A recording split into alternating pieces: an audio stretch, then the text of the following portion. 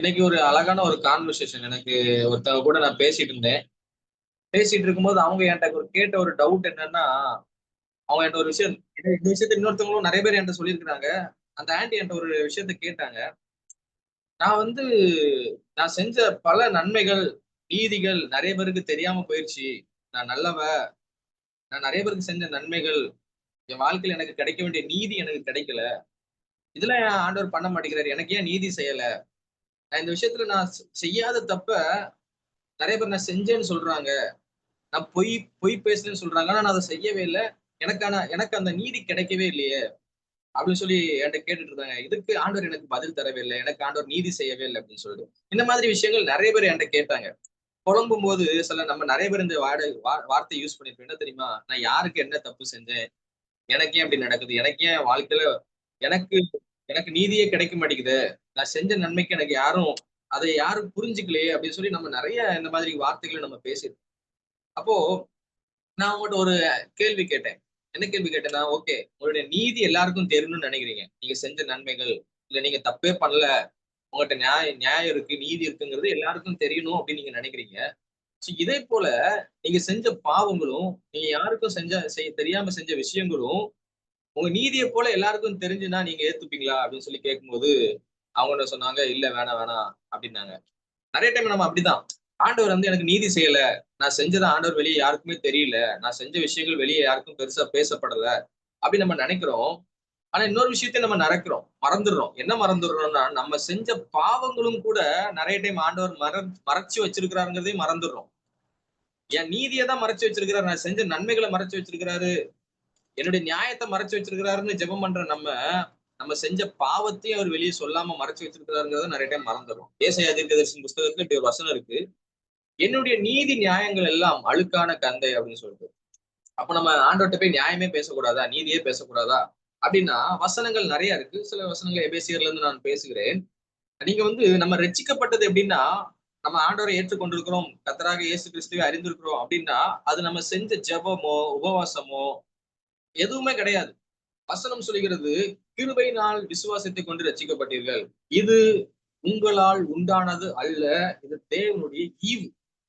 நம்ம லைஃப்ல நடக்கிற நல்ல விஷயங்கள் எல்லாவற்றையும் நீங்க எப்படி புரிந்து கொள்ள வேண்டும் என்றால், இது என்னால நடந்தது கிடையாது. நான் செஞ்ச நீதியினால, நியாயத்தினால நடந்தது கிடையாது. இது கர்த்தர் என் மேல வச்ச கிருபை, இரக்கம், தயவு. நம்ம புரிஞ்சுக்கணும். ஏன் ஆண்டவர் இத சொல்றாரு அப்படின்னா, நம்ம நெறைய டைம் நான் நல்லவன் அப்படின்னு சொல்லி நம்ம நெறைய டைம்ல மேன்மை பாராட்ட ஆரம்பிச்சுருவோம். நான் எப்படிலாம் நன்மை செஞ்சிருக்கேன் தெரியுமா? நான்லாம் யாருக்கெல்லாம் ஹெல்ப் பண்ணியிருக்கேன் தெரியுமா? அப்படின்னு சொல்லிட்டு, நெறைய நம்மளுடைய பெருமைகள பேச ஆரம்பிக்கிறோம். வசனம் சொல்லுகிறது, ஒருவரும் பெருமை பாராட்டாதபடிக்கு இது கிரியைகளினால் உண்டானது அல்ல. பெருமை பாராட்டுகிறவன் எதை குறிச்சுமே பெருமை பாராட்டக்கூடாது. நம்ம உலகத்துல நான் செஞ்ச நன்மைகளை குறிச்சோ, நான் பண்ண ஜெபத்த குறிச்சோ, நான் போட்ட உபவாசத்த குறிச்சு எத குறிச்சுமே நம்ம பெருமையா பேசவே கூடாதுங்க. இப்ப எததான் நம்ம பெருமையா பேசணும்? மேன்மை பாராட்டு எததான் நம்ம மேன்மை பாராட்டணும்னா, மேன்மை பாராட்டுகிறவன் கர்த்தரை குறித்தே மேன்மை பாராட்டணும். இந்த உலகத்துல நான் செஞ்ச நன்மைகளை குறிச்சு நான் பெருமையா பேசுறதுக்கு ஒண்ணுமே கிடையாது. அப்படி நம்ம பேசவே கூடாது. நான் எவ்வளவு உண்மையா இருந்தேன் தெரியுமா? நான் எவ்வளவு நீதி செஞ்சேன். அத நம்ம பேசவே கூடாது. ஏன்னா நம்முடைய நீதி அது அழுக்கான கந்தை. கர்த்தருடைய பார்வைக்கு முன்னாடி நம்ம செஞ்ச நீதிகள், தர்மங்கள், நியாயங்கள் எல்லாமே அழுக்கு. அப்ப நம்ம என்னதாங்க செய்யணும்? இப்ப என்னதான் இருக்கு அப்டின்னா, எப்படி நம்முடைய பாவங்களை அவர் மன்னிக்கிறாரோ, அதேபோல நம்முடைய நீதியும் அவர் கண்ணுக்கு முன்னாடி அது பெரிய விஷயம் கிடையாது. அப்போ ஆண்டவர் அப்ப நமக்கு என்னதான் தந்திருக்கிறாரு, என்னதான் வச்சிருக்கிறாரு அப்டின்னா, அவர் நமக்கு கிருபைய வச்சிருக்கிறார். இந்த கிருபை நீதியும் பார்க்காது, நியாயத்தையும் பார்க்காது, பாவத்தையும் பார்க்காது. அது அன்பு மட்டும் தான் அந்த கிருபையில இருக்கும். யோசிச்சு பாருங்க. நான் அதான் ஃபர்ஸ்ட்டே சொன்னேன் தெரியுமா? நம்ம செஞ்ச நீதி நியாயத்தையும் ஆண்டவர் ஒரு ஒரு தராசுல வைக்கட்டும். நம்ம செஞ்ச தப்பையும் ஒரு தராசுல வைக்கட்டும். எது அதிகமா இருக்கும்? நம்ம செஞ்ச நல்ல விஷயங்கள ஒரு தராசுல ஆண்டவர் வைக்கட்டும். நம்ம செஞ்ச தீமையான விஷயங்களையும் தராசுல வைக்கட்டும். நம்மளுடைய அநேகருடைய வாழ்க்கையில நம்ம செஞ்ச நன்மைகள விட தீமைகள் தான் அதிகமா இருக்கும். அப்போ நம்ம செஞ்ச கிரியைகளின்படி, நம்ம செஞ்ச செய்கைகளின்படி ஆண்டவர் நம்மள நியாயம் தீர்த்தார்ன்னா, எத்தன பேருக்கு இந்த இடத்துல இருக்க முடியும்? யோசிச்சு பாருங்க. யாராலயும் இருக்க முடியாது. நம்முடைய கிரியைகளின்படி ஆண்டவர் நியாயம் தீர்த்தார்ன்னா, இதுவரைக்கும் நம்ம செஞ்ச காரியங்கள வச்சு ஆண்டவர் நியாயம் தீர்த்தார்ன்னா, இந்த ஜூம் மீட்டிங்ல சொல்றேன், ஒருத்தரால கூட அந்த தராசுல நம்மளால நிக்க முடியாது.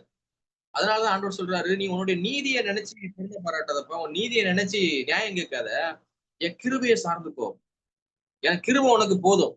பவுல் சொல்றாரு, நான் என்னை உயர்த்தாதபடிக்கு என் சரீரத்திலே ஒரு முள் கொடுக்கப்பட்டிருக்கிறது அப்படிங்கிறார். அப்போ ஆண்டவருக்கு வந்து ரொம்ப டைரக்டா ஆண்டவருடைய எதிரி, ரொம்ப மோசமான ஒரு கேரக்டர், ஆண்டவருக்கு பிடிக்காத ஒரு கேரக்டர் அப்படின்னா என்னன்னா பெருமை. வசனம் சொல்லுகிறது பெருமை உள்ளவனுக்கு தேவன் எதிர்த்து நிற்கிறார் அப்படின்னு. பெருமை உள்ளவன் மட்டும் ஆண்டவர்ட்ட வந்து எதிரியா இருக்கிறான். மத்த எந்த பாவம் செஞ்சா கூட மன்னிப்பு இருக்குது, இறக்கம் இருக்குது. ஆனா பெருமை இருக்கும்போது நம்ம டைரக்டா ஆண்டவருக்கு எனிமியா மாறுறோம். அப்போ இன்னைக்கு எந்த விஷயத்தையுமே நம்ம பெருசா பேசக்கூடாதுங்க. இந்த உலகத்துல நமக்கு எந்த பெருமை, நான் இத்தனை மணி நேரம் ஜெபம் பண்ணுவேங்க. இதுதான். நான் இத்தனை அதிகாரம், இத்தனை தடவை பைபிள வாசிச்சு முடிச்சிருக்கிறேன். நல்ல விஷயம் தான். ஆனா அது பெருமை கிடையாது. அது நம்முடைய நீதி கிடையாது. நம்ம என்ன நினைக்கணும்? ஆண்டவரே நான் அந்த வாழ்றது உங்களுடைய கிருபைப்பா. நான் உம்மை ஏற்றுக்கொண்டிருக்கிறேன்னா, அது உம்முடைய கிருபை. நான் ஊழியம் பண்றேன்னா, அது உம்முடைய கிருபை. அது என்னுடைய பலன் கிடையாது. அது என்னுடைய நீதி கிடையாது. நியாயம் கிடையாது. நீர் என் மேல வச்ச கிருபையினால தான் ஊழியம் பண்றேன். எப்பவுமே வார்த்தைகளை ரொம்ப கவனமா பேசணுங்க. நம்ம நேபுகாத்நேச்சார் தேவன் அவனை உயர்த்தி வச்சிருந்தாரு. உயர்த்தி வச்சிருக்கும்போது ஒரு நாள் நடந்து போயிட்டு இருக்கிறாரு. பாபிலோனுடைய அதுல நடந்து போய் அவருடைய அரண்மனையில நடந்து போயிட்டு இருக்கும்போது ஒரு வார்த்தையை சொல்றாரு. என்ன தெரியுமா? இது என் மகிமை பிரதாபத்திற்கு என்று நான் கட்டின மகா பாபிலோன் அல்லவா? இது நான் கட்டின பாபிலோன். நான் கட்டினேன் அப்படின்னு சொல்லவும் அவன் கீழே தள்ளப்பட்டான். மிருகங்கள்கிட்ட போய் ஆண்டவர் வந்து அவன் ஒரு மென்டல் மாதிரி மாறிட்டார். அப்போ தேவன் ஒரு விஷயத்த நீங்க பெருமையா பேசும்போது, நீங்க உங்களுக்கு நீங்களே குழிய தோண்டிக்கிறீங்கன்னு அர்த்தம். நான் நெறைய விஷயம் நான் என் லைஃப்லயே நான் அனுபவிச்சிருக்கேன். நான் மினிஸ்ட்ரி வந்த புதுசுல எங்க அப்பாட்ட போயிட்டு நான் சொல்லுவேன். "எவ்வளவு பேரு மினிஸ்ட்ரில இருக்காங்க தெரியுமா? நான் எப்படி மினிஸ்ட்ரி பண்றேன்னு தெரியுமா?" அப்படின்னு சொல்லவும், நான் எதெல்லாம் பெருமையா பேசணும்னோ அதெல்லாம் ஆண்டவர் கையில இருந்து எடுத்துட்டாரு. அப்பதான் எனக்கு புரிஞ்சது, நம்ம பெருமை பாராட்டுறதுக்கு ஒண்ணுமே இல்லங்க. போஸ்ட் பண்றதுக்கு. நம்ம நெறைய விஷயத்த போஸ்ட் பண்றோம்ல. நான் எவ்வளவு அழகு தெரியுமா? நான் எவ்வளவு அறிவு தெரியுமா? நான் எவ்வளவு அழகா ஊழியக்காரங்களுக்கு நெறைய பெருமை இருக்கும். என்ன பெருமை? நான் எவ்வளவு ஊழியம் பண்றேன் தெரியுமா? நான் எவ்வளவு நேரம் ஜெபம் பண்றேன் தெரியுமா? நான் எவ்வளவு நேரம் முழங்கால்ல நின்னு ஜெபம் பண்ணேன் தெரியுமா? நான் எவ்வளவு நேரம் ஃபாஸ்டிங் இருப்பேன் தெரியுமா? இப்படிலாம் நமக்கு நெறைய பெருமை இருக்கும். என்ன பெருமையா இருந்தாலும் ஆண்டவருக்கு முன்பதாக அந்த பெருமைய வச்சிருந்தோம்னா, நம்ம ஆண்டவருக்கு டைரக்ட் எனிமியா மாறுறோம். ரொம்ப மோசமான ஒரு விஷயங்க பெருமை. எனவே தயவு செய்து ஆண்டவருக்கு முன்பதாகவே பெருமை பாராட்டாதீங்க. அப்போ பெருமை பாராட்டுகிறவன் எதை குறித்து பெருமை பாராட்டணும்னா, கர்த்தரை குறித்து மட்டும் தான் பெருமையா பேசணும். அவர் செய்த நன்மைகள். அவர மட்டும் குறிச்சு மேன்மையா பேசுங்க. மத்த எந்த விஷயங்களும் நமக்கு மேன்மைப்பட வேண்டாம். இப்போ நம்ம கேட்போம், ஆண்டவரே நான் நெறைய நல்ல விஷயம் பண்ணியிருக்கிறேனே, நெறைய நீதி பண்ணியிருக்கிறேன், நெறைய பேருக்கு நல்லது பண்ணியிருக்கிறேன். அதுல என்ன? ஆண்டவர் கணக்குல வச்சிருப்பாரு. அது கடனா வச்சிருப்பாரு ஆண்டவர். அது கிருபை கிடையாது, கடன்.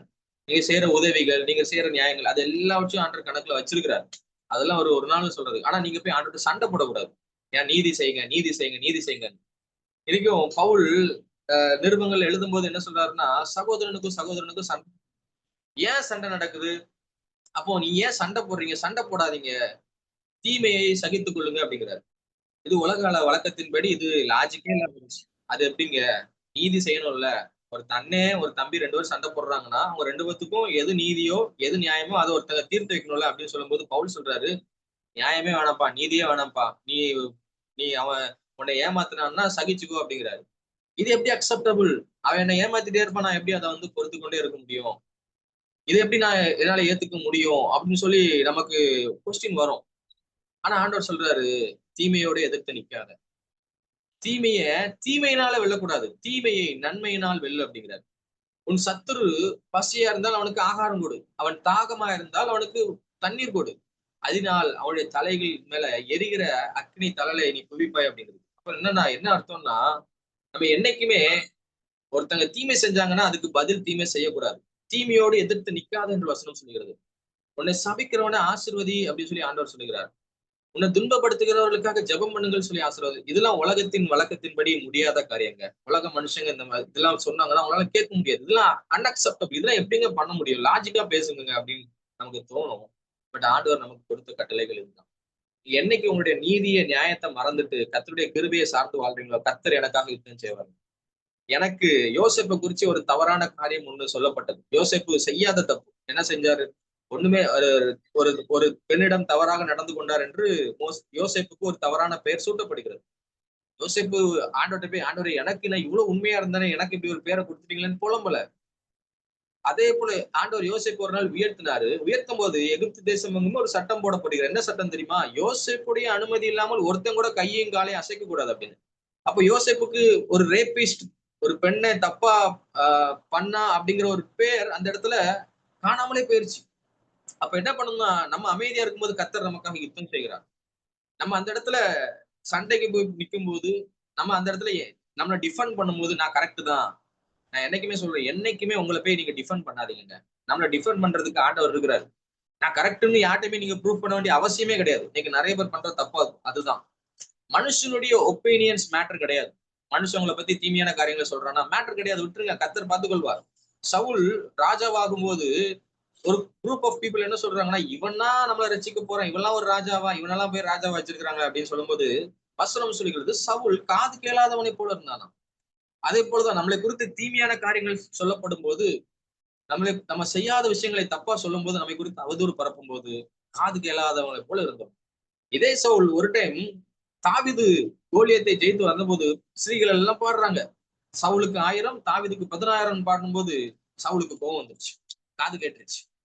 எனக்கு 1000 தாவீதுக்கு 10,000 அப்படின்னு சொல்லிட்டு தாவீதுக்கு அன்னைக்குல இருந்து தாவீது மேல ஒரு கோவத்தை, ஒரு கசப்பை உருவாக்க ஆரம்பித்தார். சவுலுடைய வீழ்ச்சி ஆரம்பமாகிறது.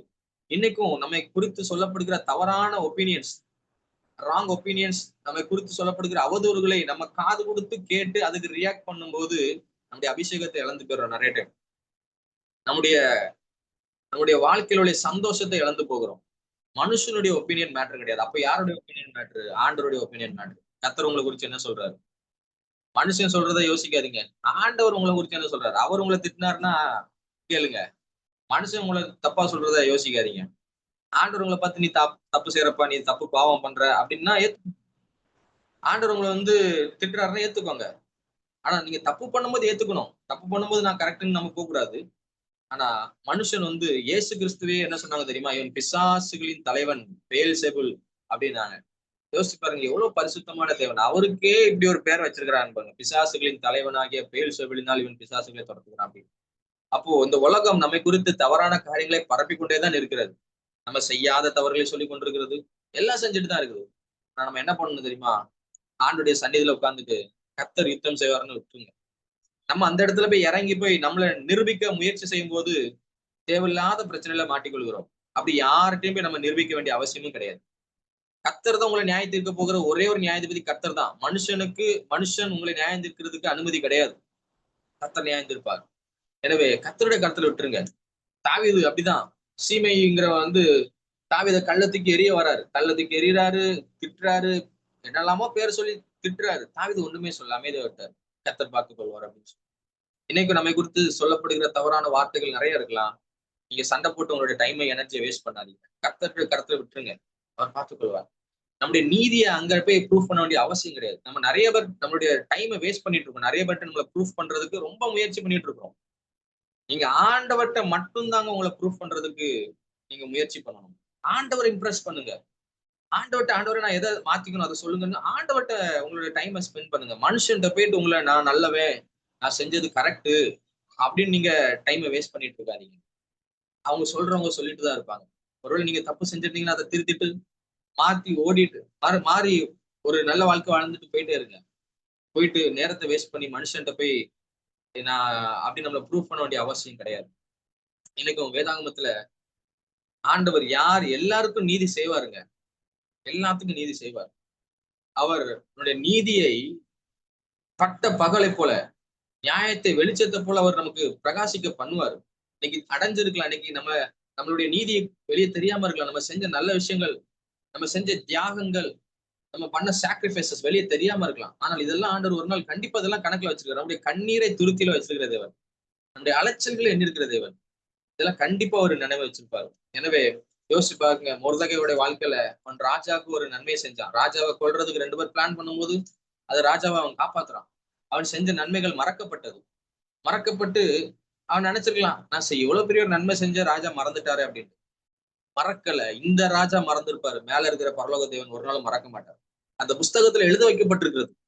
ஏன் உடனே அவனுடைய நீதி வெளிப்படலைன்னா, ஒரு நாள் ஆமான்கிற ஒரு மனுஷன் மொர்தெகாயை கொல்வதற்காக ஒரு பிளான போட்டுட்டு இருக்கிறான். பிளான போட்டுட்டு இருக்கும்போது அன்னைக்கு நமக்கு இந்த சம்பவங்கள்லாம் தெரியும். அன்னைக்கு இரவு ராஜாவுக்கு தூக்கம் வரல. அவன் அந்த புக்க அந்த புக்கை எழுதி வச்ச புக்கை எடுத்து ரீட் பண்ணும்போது அந்த இடத்துல மொர்தெகாய் தனக்கு செஞ்ச நன்மைகளை பார்க்கிறான். பார்த்த உடனே அடுத்த நாள் நமக்கு சம்பவங்கள் தெரியும். மொர்தெகாயை ராஜா உயர்த்துகிறார். ஆமானின் தலை வெட்கப்பட்டது. அப்போ சில நேரங்கள்ல தாமதமாக கிடைக்கிற நீதி நம்முடைய உயிரை காப்பாற்றுகிறது. ஒருவேளை ராஜா மட்டும் மொர்தெகாய்க்கு உடனே நீதி செஞ்சிருந்தாருன்னா, அவர் ஒரு சாதாரணமா டக்குன்னு ஏதாவது ஒரு கையில ஒரு 100 காசை கொடுத்து ₹100 கொடுத்து பரவாயில்லப்பா நீ பெருசா செஞ்சுட்ட அப்படி சொல்லி அனுப்பிட்டு இருப்பாரு. ஆனா தாமதமாக கிடைத்த நீதி அவனுடைய உயிரை காப்பாற்றினது அவனுடைய மேன்மை கொடுத்தது. எனவே நீங்க நினைக்கிறீங்க என் வாழ்க்கையில ஆண்டவர் எனக்கு நீதி செய்யறதுக்கு லேட் பண்றாரு. இல்ல அவர் சரியான ஒரு டைமை வெயிட் பண்ணி காத்துட்டு இருக்கிறாரு. உங்க லைஃப்ல ஒரு பெர்ஃபெக்ட்டான ஒரு டைமுக்காக வெயிட் பண்ணிட்டு இருக்காரு. சோ தாமதமாக கிடைக்கிற விஷயங்கள் எல்லாமே அற்புதத்துல தான் முடியும். என்னைக்குமே நம்ம நினைக்க கூடாது. ஆண்டவர் இன்னும் வெயிட் பண்றாரு, இன்னும் லேட் பண்றாரு அப்படின்னு. தாமதங்கள் அற்புதங்கள்ல தான் போய் முடியும். தாமதமாய் கிடைக்கிற காரியங்கள் அது சிறப்பானதாக இருக்கும். வாக்கு பண்ணினவர் உண்மை உள்ளவர். அவர் உங்களுக்கு சீக்கிரத்தில் நியாயம் செய்வார். நியாயம் செய்யும்போது நிச்சயமாய் எல்லாவற்றுக்குமான பதில் நமக்கு கிடைக்கும். எனவே ஒரு நாள் ஆண்டவர்ட்ட போயிட்டு அழாதீங்க. போயிட்டு இதை செய்யுங்க, அதை செய்யுங்க ஆண்டவரே எனக்கு நீதியை செய்யுங்கன்னு சொல்லாதீங்க. ஆண்டவர்ட்ட நீங்க ஆண்டவரே உங்க கிருபை எனக்கு போதும்பா. உங்க கிருபை எனக்கு போதும் ஆண்டவரே. நான் நீங்க நிறைய பேர் சோர்ந்து போயிருவாங்க. நம்முடைய நீதியை எதிர்பார்த்துட்டே இருந்தோம்னா சோர்ந்துருவோம். நான் செய்யறதுக்குலாம் எனக்கு உடனே உடனே பலன் வேணும் அப்படின்னா சோர்ந்துருவோம். மொர்தெகாய் தனக்கு நீதி செய்யாமல் இருந்ததை குறித்து கவலைப்படவே இல்லை. அவன் வழக்கம் போல அவன் வேலையை செஞ்சுட்டு இருக்கான். ஆண்டவர் ஏற்ற காலங்களிலே மொர்தெகாய்க்கு நீதி செய்தார். இன்னைக்கு அதே போலதான் நீங்க வழக்கம் போல இருங்க. உங்களுடைய நீங்க செய்ய வேண்டிய நீதியை செய்யுங்க. நீங்க செய்ய வேண்டிய நியாயங்களை செய்யுங்க. நீங்க செய்ய வேண்டிய நன்மைகளை செஞ்சுட்டு வழக்கம் போல போயிட்டே இருக்கிற. உட்கார்ந்து அழுதுட்டு இருக்காதீங்க. நான் செஞ்சது யாருக்குமே கண்ணு தெரியல. நான் பண்ணது யாருக்குமே தெரியல நினைச்சு ஃபீல் பண்ணிட்டு இருக்காதீங்க. ஆண்டவர் என்னைக்கு உங்களுக்கு கரெக்டா செய்யணுமோ அன்னைக்கு செய்வார். கண்டிப்பா ஒரு விஷயத்த நீங்க அதே போல மற்றவர்களையும் குற்றப்படுத்தாதீங்க. என்னைக்குமே அந்த தப்ப செய்யாதீங்க. மற்றவர்களை குற்றப்படுத்தாதீங்க. எல்லாருமே கிருபையில வாழ்ந்து கொண்டிருக்கோம். இன்னைக்கு ஆண்டவர் ஒரு ரொம்ப கொடூரமான மனுஷனை கூட ஒரு நல்ல மனுஷனை மாற்றுவதற்கு வல்லமை உள்ளவரா இருக்கிறார். எனவே எந்த மனுஷனையும் தயவு செய்து நீங்க நியாயம் தீர்த்துறாதீங்க. இவன்லாம் வாழ்க்கையில உருப்படவே மாட்டான். இவெல்லாம் முன்னாடி வரவே மாட்டான் அப்படின்னு யோசிக்காதீங்க. ஆண்டவர் யாருனாலும் கொண்டு வருவார். எல்லாரையும் நம்மை விட அதிக கனவான்களாக எண்ணிக்கொள்ளுங்க. ஆண்டவர் என்னையும் ஒண்ணுக்கு உதவாத என்னையும் பயன்படுத்த முடியும்னா ஆண்டவரால யாரையும் பயன்படுத்த முடியும் அப்படின்னு நினைச்சுக்கோங்க. யோசிச்சு பாருங்க. நீங்க செஞ்ச தீமைகள், உங்க இருதயத்தின் சிந்தனைகள், உங்களுடைய பாவ வாழ்க்கை உங்களுக்கு மட்டும் தான் தெரியும். உங்க மேலேயே ஆண்டவர் இவ்வளவு அன்பு வச்சிருக்கிறாருன்னா மற்றவங்க மேலேயும் அதே அன்பு தான் வச்சிருப்பாரு. எனவே மற்றவர்களையும் நியாயம் இருக்காதீங்க, உங்களையும் நியாயம் இருக்காதீங்க. நீதி நியாயம் ஒண்ணுமே கிடையாது. ஆண்டவர்களுடைய எல்லாரும் இப்போ நம்ம அவருடைய கிருபைக்கு கீழே தான் வாழ்ந்துட்டு இருக்கோம். அவர் மட்டும் நீதி நியாயம் பார்க்க ஆரம்பிச்சாருன்னா இந்த உலகத்துல ஒருத்தர் இருக்க முடியாது.